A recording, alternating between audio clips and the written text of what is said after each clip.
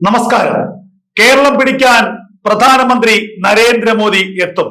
വരുന്ന ജനുവരിയിൽ പുതുവർഷത്തിൽ നരേന്ദ്രമോദി തലസ്ഥാനത്തേക്ക് എത്തുമെന്നുള്ള വിവരങ്ങളാണ് പുറത്തു വരുന്നത്.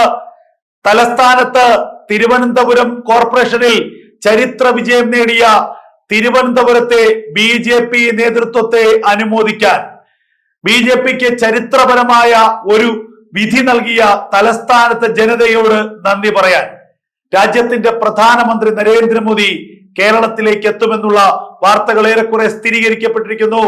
തലസ്ഥാന കോർപ്പറേഷനിൽ അധികാരമേറ്റതിന്റെ പിന്നാലെ 45 ദിവസത്തിനുള്ളിൽ പ്രധാനമന്ത്രിയെ തലസ്ഥാനത്തേക്ക് എത്തിക്കുമെന്നും തലസ്ഥാന നഗരത്തെ ലോകത്തിലെ തന്നെ മികച്ച നഗരമാക്കാനുള്ള മാസ്റ്റർ പ്ലാൻ പ്രഖ്യാപിക്കുമെന്നുമായിരുന്നു രാജീവ് ചന്ദ്രശേഖർ BJPയുടെ സംസ്ഥാന അധ്യക്ഷൻ രാജീവ് ചന്ദ്രശേഖർ പറഞ്ഞു വെച്ചത്.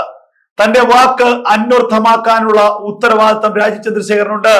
രാജീവ് ചന്ദ്രശേഖരന്റെ വാക്ക് യാഥാർത്ഥ്യമാകുമെന്ന് തന്നെയാണ് നിലവിൽ പുറത്തു വരുന്ന വിവരങ്ങൾ.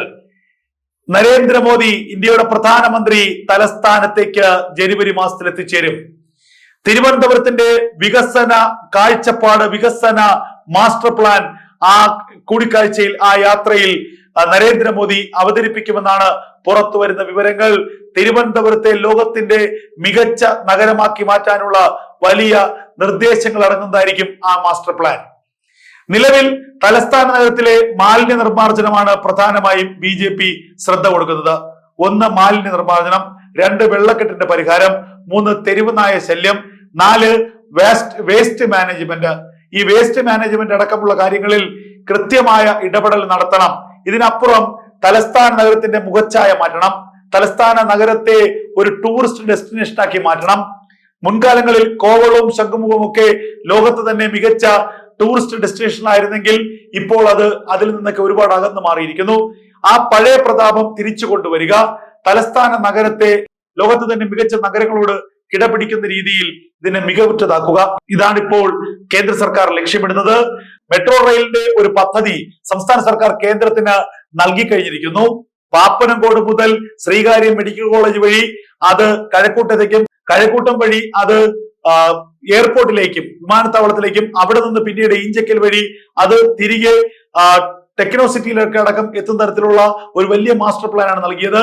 ഈ മെട്രോ റെയിൽ അടുത്ത 5 വർഷത്തിനുള്ളിൽ തലസ്ഥാനത്ത് ഓടിക്കുക, അതാണ് ഈ BJPയുടെ തലസ്ഥാനത്തെ കോർപ്പറേഷൻ ഭരണസമിതിയുടെ മുന്നിലുള്ള പ്രധാനപ്പെട്ട വെല്ലുവിളി.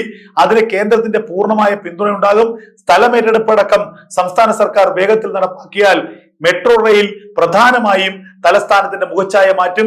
അതുപോലെ തന്നെ എയിംസിന്റെ പ്രഖ്യാപനം. അപ്പോൾ പ്രധാനമന്ത്രി നരേന്ദ്രമോദി തലസ്ഥാനത്തെത്തി നടത്താൻ പോകുന്ന വമ്പൻ പ്രഖ്യാപനം എന്താണ്? തലസ്ഥാനവാസികൾക്ക് പ്രധാനമന്ത്രി നൽകുന്ന പുതുവത്സര സമ്മാനം എന്താണ്?